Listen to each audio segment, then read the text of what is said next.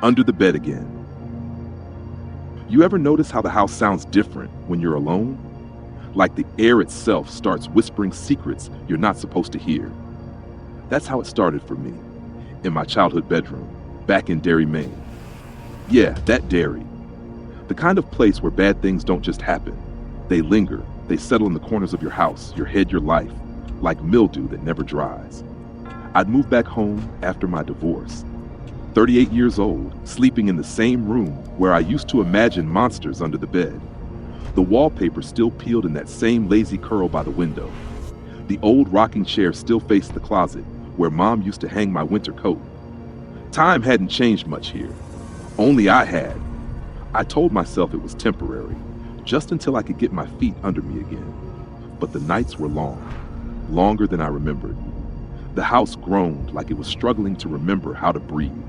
And then came the sound, a faint shuffle beneath the bed frame, like fabric dragging across wood.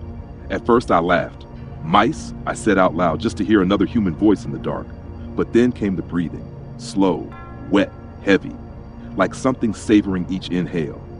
I'd lean over the edge, flashlight trembling, and see nothing but shadows and dust bunnies. Still, I couldn't shake it, that feeling, like the dark was holding its breath, waiting for me to believe again. And maybe I did. Because some nights when I lay perfectly still, I could swear the breathing stopped when I did, like whatever was under there was listening. I started setting traps, baby powder under the bed, my phone camera pointed toward the floor, nothing.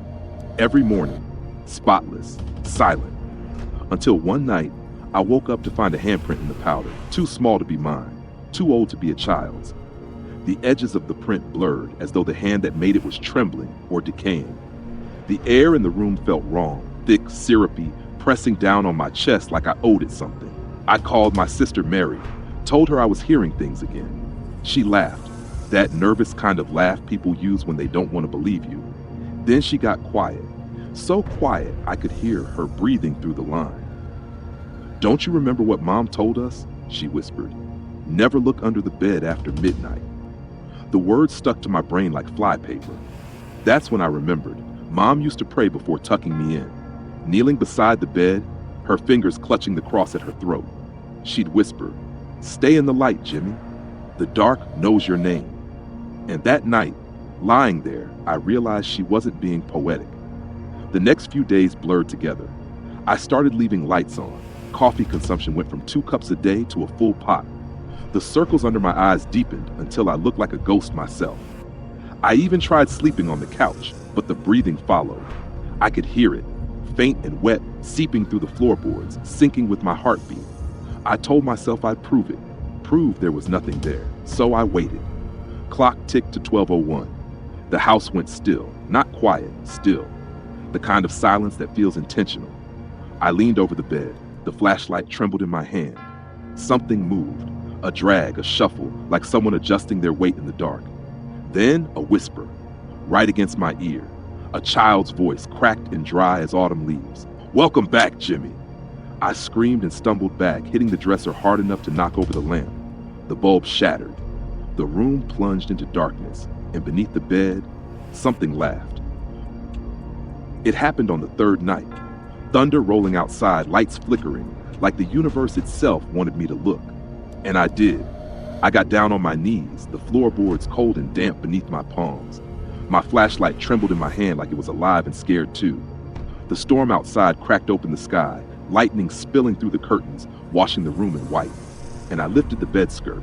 Something was there, curled up, facing away. Its spine bowed at an unnatural angle, each vertebra sharp enough to cut light in half. The skin, pale, tight, almost translucent, shimmered like damp paper. I could see veins like rivers under ice. And then it moved. A shudder, a breath, that same wet sound I'd heard for weeks. It turned its head, slow as a hinge that hadn't been oiled in years. And I saw it, my face, not as it was now, lined and worn, but the face I'd buried under time. The small, round face of the boy who used to lie in this same room, begging the dark not to swallow him whole. It smiled, that same crooked baby tooth grin I used to have. And when it spoke, its voice was mine, layered and wrong, a child's pitch wrapped around an adult echo. "You left me here." I couldn't breathe. I grew up. I said, voice breaking on the words. The thing, me, tilted its head. Grew up, it repeated almost tenderly. No, you ran. You left me alone with it. Lightning flashed again, and for a heartbeat, I saw something behind it.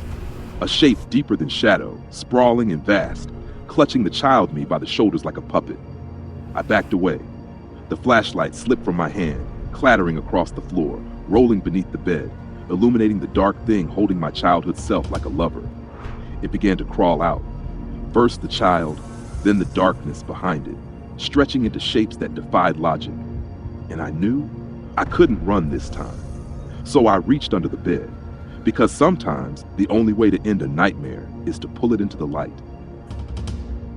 I remember screaming, scrambling back, hitting the wall so hard the picture frames fell. When I opened my eyes, the thing was gone. No powder, no prints, just silence. The flashlight lay on the floor, its beam flickering like a dying heartbeat. I could smell ozone, dust, and something else, the faint scent of dirt after rain. The storm outside had passed. The house felt hollow again, as though something had exhaled and finally left. Mary came over the next morning. She took one look at me, pale, trembling, eyes red-rimmed, and said I looked like I hadn't slept in weeks. I didn't tell her that I hadn't dreamed in weeks either. She checked under the bed herself, got down on her knees, laughed nervously, said, "See? Nothing here but dust bunnies." But the air shifted while she was down there. I saw it in her eyes when she looked back up at me. That flicker of recognition, that momentary glaze of fear, like she'd heard something, or maybe someone. We didn't talk much after that. She helped me clean up, poured me some coffee, tried to sound normal. But her hand shook when she set the mug down. And when she turned off my lamp that night, her voice dropped to a whisper. "Jimmy, you still talk in your sleep. You keep saying, 'I'm sorry, I'll come back for you.'" I didn't have the strength to tell her what that meant, because I knew now I hadn't just seen something. I'd remembered something. That night, when I was a kid, I'd hidden under that same bed during a thunderstorm, heard something move behind me in the dark, and instead of facing it, I'd crawled out. I'd left him, the part of me that still believed, alone down there. And maybe over the years it learned to live without me.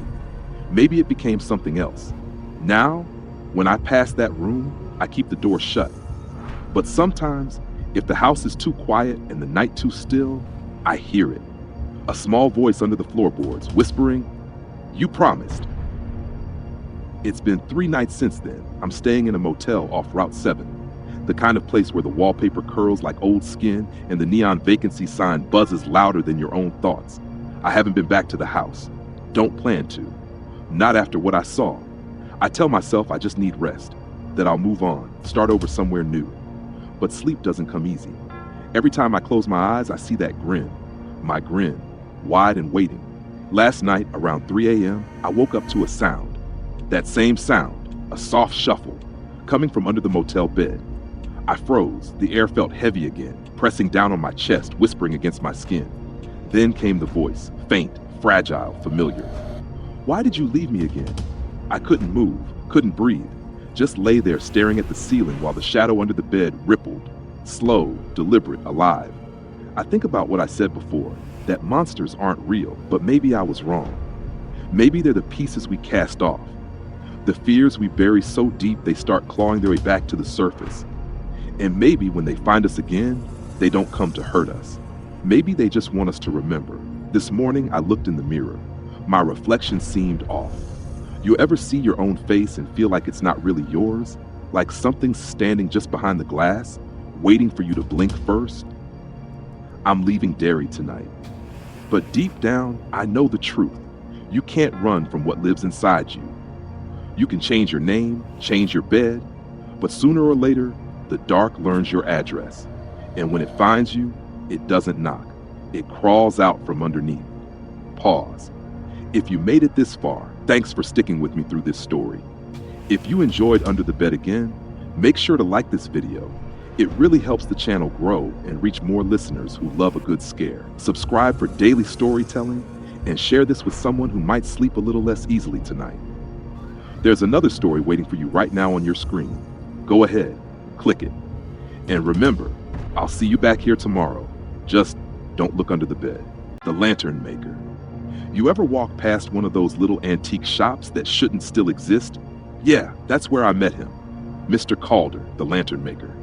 It sat on the edge of town, right where the asphalt started to crack and weeds pushed through. The kind of place you drive by every day and never notice until one night the lights are on when they shouldn't be. That's what happened to me. I was just an ordinary guy then. Worked maintenance at the mill, or paid my rent on time, drank my beer too fast. My biggest fear was becoming invisible. But that night, curiosity got the better of me. Inside, the shop smelled like rain-soaked wood and kerosene. The shelves were packed with lanterns, hundreds of them. Some glass, some tin, some so old they looked like they'd seen the Civil War. And there, behind the counter, was Calder. White hair, eyes like a storm, hands that looked burned but steady. He said, "Every lantern here holds a light that once belonged to someone." I laughed. Thought it was just weird shopkeeper talk. But something about the way he looked at me made my stomach drop. That's when I noticed the newest lantern on the shelf, still glowing faintly, with my name scratched into the base. For a moment, I thought it was some kind of trick, custom engraving maybe. But when I stepped closer, the air went colder, and the light inside that lantern, it moved. Not flickered, moved, like something alive, pacing the inside of a cage. Calder didn't say a word, just watched me, his burned hands folded, his gaze steady as frost. And then, quietly, like he'd rehearsed it 1,000 times, he said, "You haven't lost your light yet, but you're getting close." The clock on the wall stopped ticking right then. The room went still.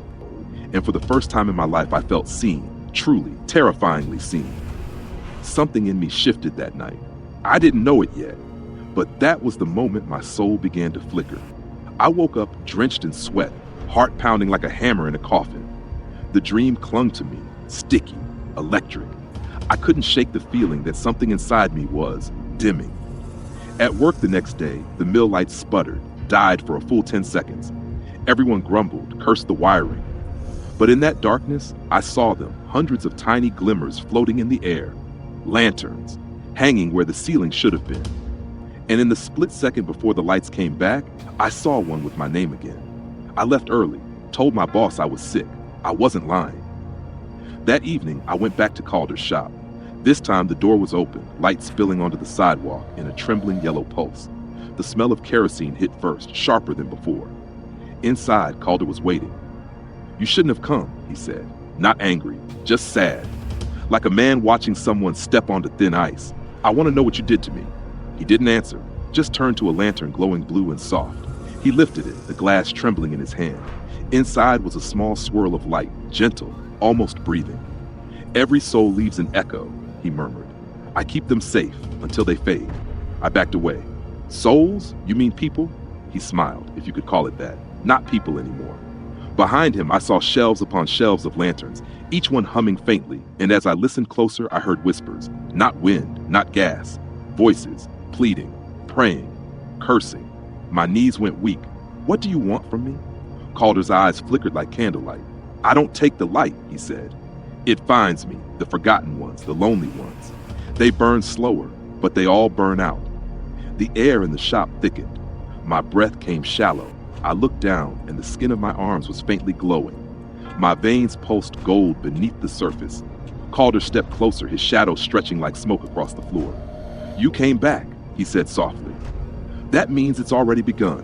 And just like that, every lantern in the shop flared, blinding, beautiful, and terrible. My name echoed from 100 trembling flames, and I finally understood. Whatever was in that lantern wasn't waiting for me. It was me. The air inside that shop was heavy, pulsing like it had a heartbeat of its own. Lanterns rattled on their hooks, their lights twitching like nervous eyes.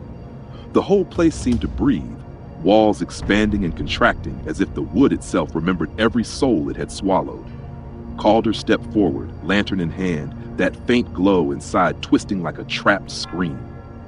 "You've been walking through life half lit," he said, voice low, crackling like an old phonograph.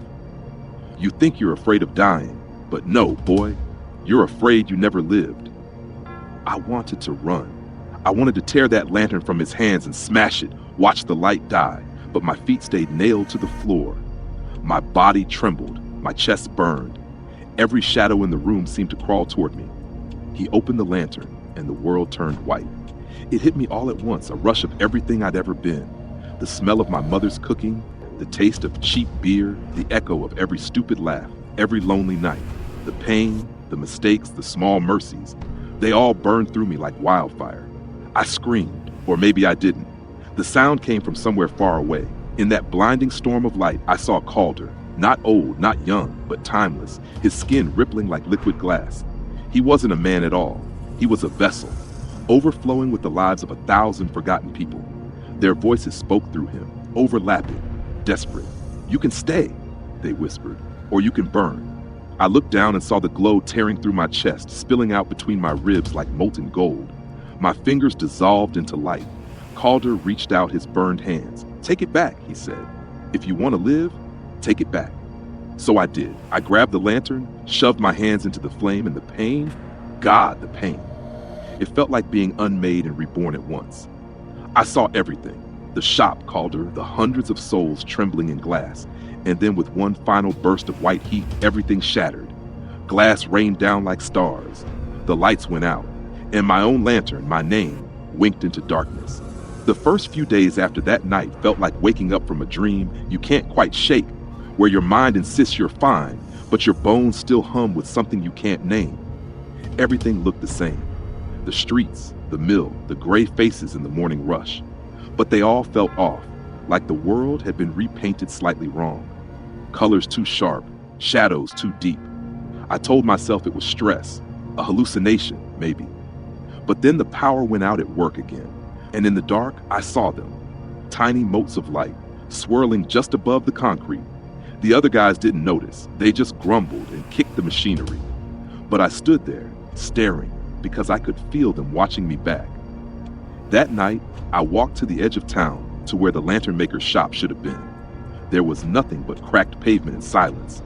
No foundation, no sign, like it had never existed, but I could still smell the kerosene.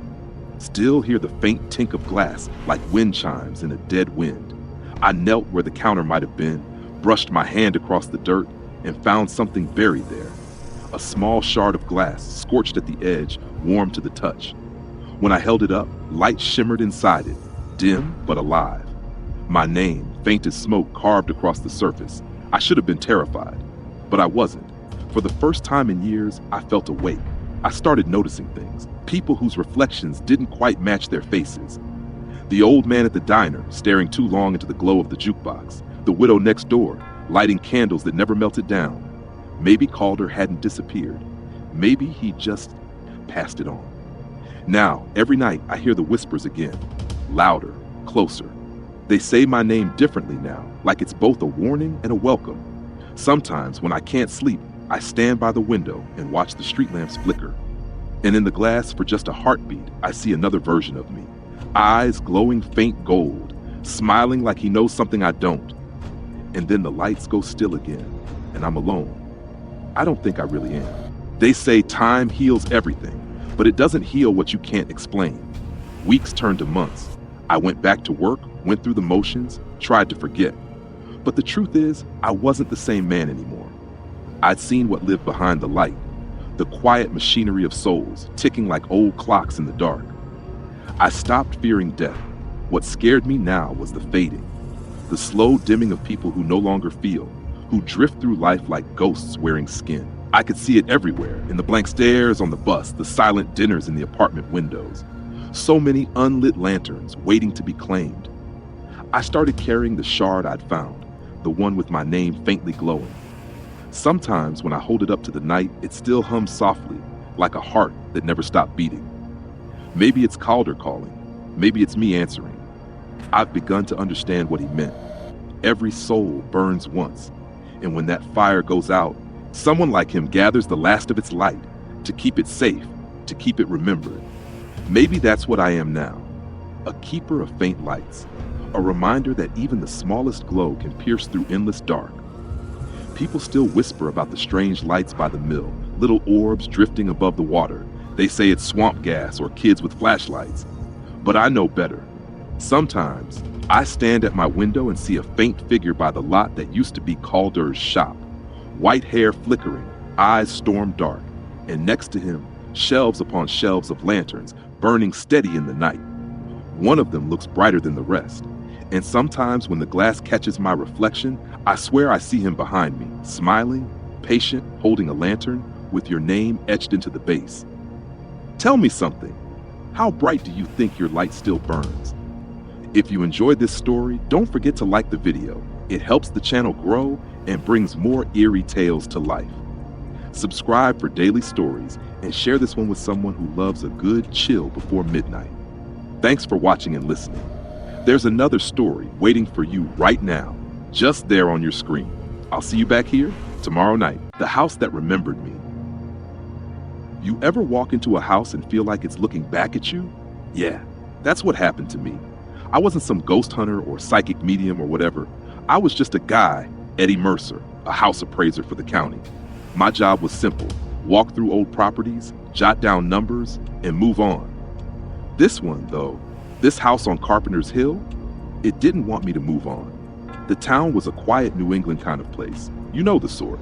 Every house with peeling paint, a diner that still sells pie from 1974, and folks who don't look you in the eye after dark. People there kept their stories tucked behind lace curtains. The locals called it the Holloway House. I called it a paycheck. But the moment I stepped inside, the floorboards creaked like they were whispering my name. Eddie, I laughed it off. Houses settle, right? Except this one didn't feel settled. It felt awake. The air had this taste, metallic, like rain on copper pipes. And the wallpaper, it wasn't just peeling, it was clawed. Long, uneven streaks like someone tried to dig their way out. Still, I kept walking, clipboard in hand, doing my job. Every room felt like it was waiting for me to remember something, like the house itself was holding its breath, watching. And then, just before I started up the staircase, I caught my reflection in a cracked hallway mirror. But the reflection didn't match my movement. It blinked first. I froze, heart ticking like a clock wound too tight. For half a second, I thought maybe it was the light, or my nerves, or the damn dust. But deep down, under the logic and denial, something old stirred in me, a memory that didn't belong to the man I thought I was. I started taking photos for the report, but my camera screen kept glitching, showing rooms that didn't exist, hallways that curved where they shouldn't, faces in the mirrors, blurred and grinning in ways human faces shouldn't grin. Every photo I took felt heavier than the last, like the house was imprinting itself onto my equipment, seeping through the pixels. Then I found the door. Not on the blueprints, not on any record, just there. A narrow, black-painted thing at the end of the upstairs hall, its frame swollen with damp, its edges sealed by years of silence. The knob was cold as bone. When I opened it, I swear I smelled my mother's perfume, lilac and smoke. She's been gone 20 years. Inside was a small room that shouldn't exist, a child's room, lit by the gray light of a single cracked window. The wallpaper was pale yellow, patterned with faded balloons. On the floor, a toy car rested on its side, its wheels still faintly turning as if someone had just set it down. And then I saw them. My toys, my baseball glove, a Polaroid curling with age. In it, a little boy sat on the front steps of this same house, his smile wide and innocent. On the back, scrawled in my mother's handwriting, "Eddie, don't go back inside." My heartbeat turned into a hammer. What did she mean, back? I stumbled, nearly dropping the photo, as something clicked into place in my mind. A door opening where one had long been bricked shut, flashes, fire licking the curtains, screams twisting through smoke, a man's shadow in the doorway. My mother pulling me toward the stairs, shouting something I couldn't quite hear. I pressed my palms to my head, trying to chase the memory away, but the house wanted me to remember. Its walls began to groan, the floor trembling under my boots. From downstairs came a soft thud, then another. Footsteps, slow, heavy, purposeful. I called out, "Hello?" My voice cracked, swallowed by the house's throat. No answer, just the rhythm of those footsteps drawing closer. I backed away into the child's room, every nerve sparking with dread. The door creaked, closing by itself, the latch clicking shut. And then, faintly from the other side, a man's voice whispered my name. "Eddie." The walls began to shift. I mean that literally. They breathed, groaned, moved. The hallway narrowed as plaster cracked and boards bent inward, herding me like cattle toward the basement door at the far end. Every step I took, the floor shuddered beneath me. the way a creature trembles when it wakes from a long, hungry sleep. The air grew thick, smoke and mold and the sour tang of memory. I could hear whispers crawling through the wood, overlapping voices I knew and didn't know. My mother crying, a child laughing, a man's voice low and cruel, humming an old lullaby I hadn't heard since the night everything burned. Then the basement door swung open on its own. I should have run. God, I wanted to. But something stronger than fear pulled me forward, the need to know. The steps moaned as I descended. With each one, the air got colder, wet. The light from my phone flickered like it was struggling to breathe, and that's when I saw him. The man from my flashes, my mother's boyfriend, Don Holloway. Except he wasn't just him anymore. The house had fed on him, merged with him. His skin was gray and cracked like rotted wood, nails grown long and black as coal. His eyes glowed from deep inside, the color of furnace embers. He smiled like he'd been waiting. "You came home, Eddie." His voice rattled the beams. Dust fell from the ceiling like ash. Behind him, the walls pulsed, wet and alive. The shape of faces swam just beneath the surface, screaming, pleading, sinking. That's when it hit me. This house wasn't haunted. It was the haunting. Every fear, every scream, every drop of blood soaked into its boards had given it shape, memory, hunger. It remembered the night I escaped. It remembered who got left behind. And it wanted me back to finish what started that night. Don stepped closer, his grin splitting wider, arms open like some twisted preacher. "Come home, boy. She's waiting." I looked past him, and in the wall behind, for a blink, I saw my mother's face, trapped, reaching for me. I had one match in my pocket, one. My hand shook as I struck it, the tiny flame guttering against the cold air. "I'm home," I said, and then I let it fall. The fire spread fast, too fast, like the house had been soaked in gasoline and guilt for years, waiting for someone to strike the match. The heat was a living thing, clawing at my clothes, biting my skin as I stumbled toward the front door. The walls buckled inward, howling, not the sound of timber splitting, but a cry, a dying animal. I ran. I don't remember how my legs carried me, or how I found the front steps through the smoke. I just remember the air outside, cold, sharp, biting, and the taste of freedom laced with ash.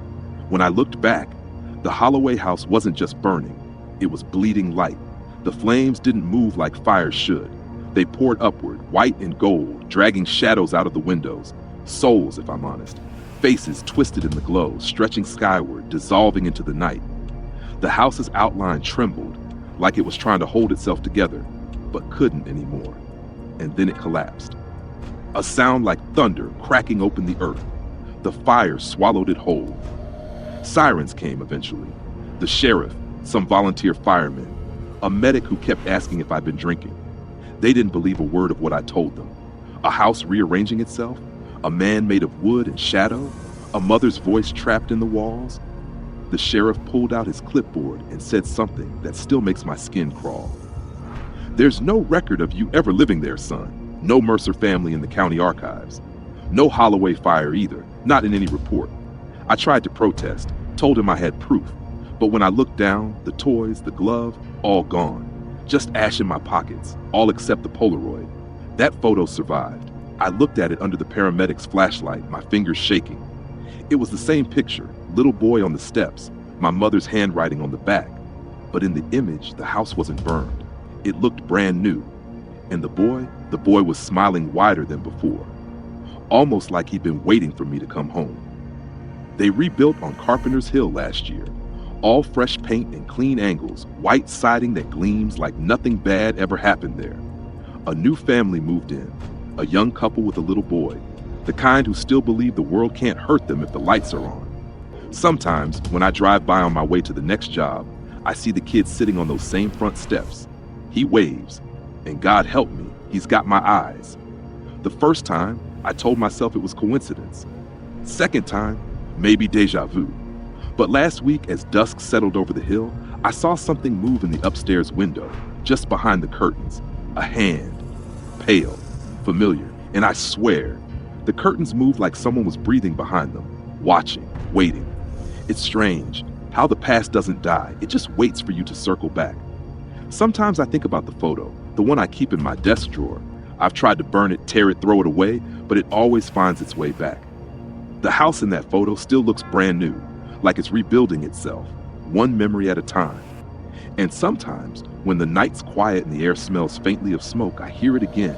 That whisper, right under the hum of my truck's engine. Welcome home, Eddie. A long one, like silence stretching too far. You ever walk into a house and feel like it remembers you? Take my advice. Turn around and don't go back inside. Beat soft fade, voice lowering into the outrow. If you made it this far, thank you for listening to The House That Remembered Me. If the story gave you chills or made you think twice about the place you call home, go ahead and like this video to help it reach more listeners. Subscribe for daily stories just like this one, dark, strange, and a little too real. And if you know someone who loves a good scare, share it with them, because some stories shouldn't stay buried. Thanks for watching. There's another video waiting for you right on your screen, and I'll see you back here tomorrow night. Sweet dreams. All Hallows broadcast. You ever hear your own voice when you shouldn't? Like on an empty radio frequency, static whispering your name? Yeah, me neither. Not until last Halloween. See, I'm Eddie Price, local radio host for WQBR The Bear. Population of my town, maybe 6,000, counting the ghosts. I do the graveyard shift, midnight to 4. Not many listeners, mostly truckers and insomniacs, but it's peaceful, you know? The kind of quiet that hums behind your ribs. That night started like any other. Coffee gone stale, cheap candy wrappers everywhere, me rambling between oldies tracks. Except the power flickered, twice. And when the station came back online, something was different. The air smelled like ozone and dust. The phone line blinked, though nobody should have been calling. And then I heard it, my own voice, playing back a broadcast I never made. It was me, but not me. The same rasp, the same lazy drawl, but darker, slower, like it was being dragged through static and mud. It said my name once, then whispered something else, something I couldn't catch. The signal stuttered and died. I stared at the console, checked the playback logs, empty. The transmitter, fine. Outside the booth window, the woods stretched black and still, branches like bones scratching at the sky. I told myself it was a feedback glitch. I told myself a lot of things that night. Then the on-air sign flickered red again, on its own, and that voice came back. Eddie, you're late. The words crawled down my spine. I looked at the clock. It read 12:01. Halloween had just begun, and something in that static was waiting for me. I floored it out of the station lot, gravel spitting from under my tires. The town was blacked out. No porch lights, no street lamps, just my headlights carving two narrow tunnels through the fog. The roads looked wrong somehow, like they'd stretched longer, bent out of memory. I tried calling someone, dispatch, my producer, anyone, but my phone only gave me static. Not silence, static, and beneath it, faint and distant, a whisper. My whisper.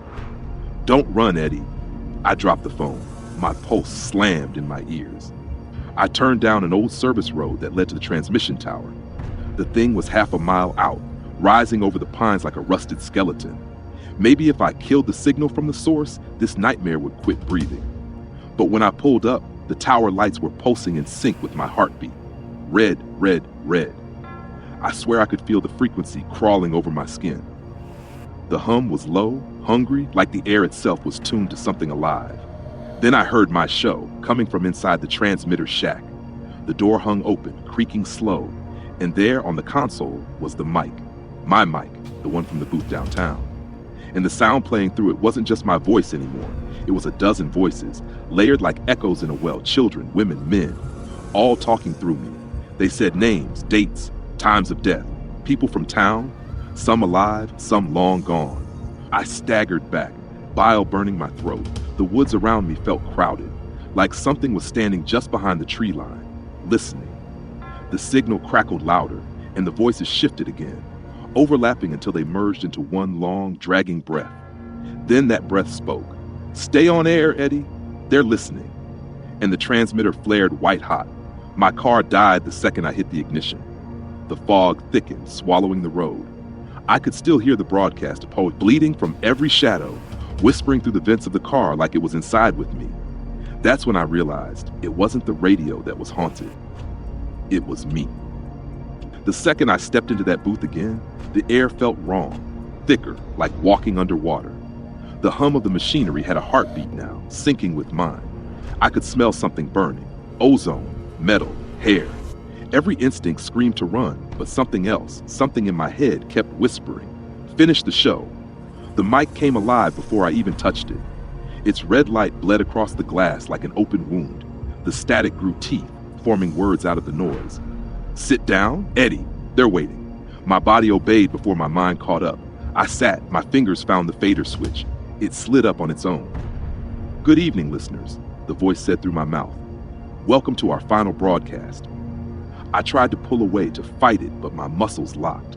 The thing inside me laughed, that deep, wet laugh that made the speakers buzz. The monitors flashed, showing glimpses of faces of everyone I'd ever spoken to on air. Callers, truckers, the night shift janitor, even my mother. Their mouths were moving in time with mine. "Once heard," the voice intoned, "never forgotten." Then the sirens began. Outside, the town's emergency system screamed to life. The whole world seemed to tremble on that frequency. Every house, every phone, every damn baby monitor was tuned in. My voice, its voice, spilled out of every corner of Hollow's End. The console began to melt, black plastic running like tar. Sparks shot up, dancing like fireflies. The room stank of copper and blood. I tried one last time to cut the feed, grabbed the mic, yanked it from the socket, but the cord didn't come free. It sank deeper, rooting into the desk, into the floor, into me. The static roared. My head filled with 1,000 whispers, all chanting my name. I felt my tongue split, the sound vibrating through bone. "Transmission complete," the voice whispered, using what was left of my breath. The lights blew, and in the final instant before darkness took me, I saw my reflection in the booth glass, grinning, wide and wrong, still speaking long after I'd gone silent. The cops called it equipment malfunction. The coroner said stress-induced psychotic episode. But neither of them could explain why the power grid stayed down for exactly 3 minutes and 33 seconds that night, right as the emergency system bled my voice across every speaker in town. They tell me I was found sitting upright in the booth chair, eyes open, hands still on the console. I don't remember any of it. The doctors say I should be grateful, but when I close my eyes, I hear it, low and steady, like the hum behind silence. After the tower burned out, something changed in Hollow's End. Radios won't tune right anymore. They drift, snagging on dead frequencies that whisper names of people who aren't dead yet.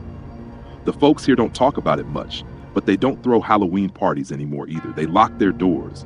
They keep the dials off. Darla, the daytime host, quit 2 days after I was found.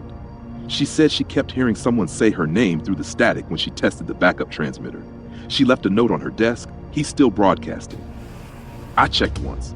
I shouldn't have. Halloween night, 1 year later. Midnight sharp. I tuned an old radio to 103.7. The speakers hissed, then cleared, and I heard myself. Not the show from that night, not a recording. It was live. I was telling a story about a man who went back to his station after seeing something in the woods. A story about me. I tried to turn it off, but the knob wouldn't move. The signal grew stronger, louder, closer, until I realized it wasn't coming from the radio anymore. It was leaking out of the walls, out of my own throat. Now every year, the town holds its breath when the clock hits 12. And somewhere, through the wires and the airwaves, my voice rises again. They say it's just an old ghost story.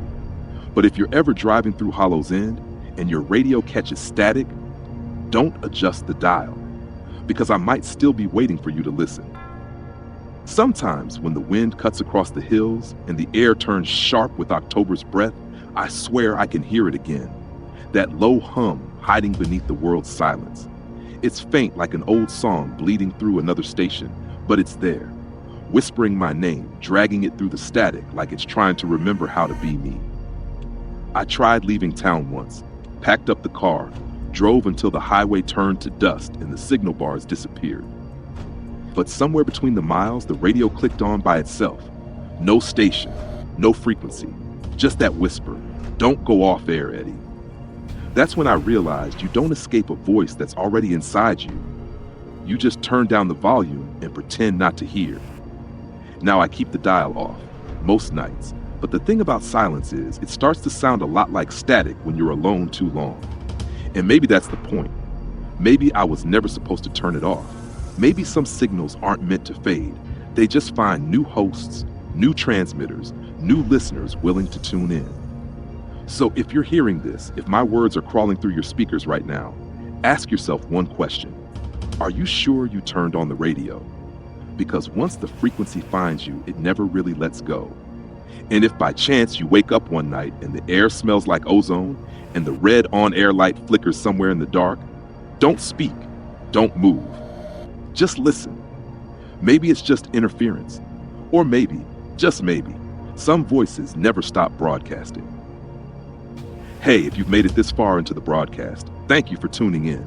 If you enjoyed All Hallows broadcast, give this video a like to help it reach more listeners and keep the channel growing. Hit subscribe for more daily horror stories, strange tales, and late night whispers just like this one. Share this with someone who loves a good scare, or someone who still listens to the radio after midnight. Thanks for listening and watching. There's another story waiting for you right now, recommended on your screen. I'll see you back here tomorrow, same time, same frequency. Stay tuned.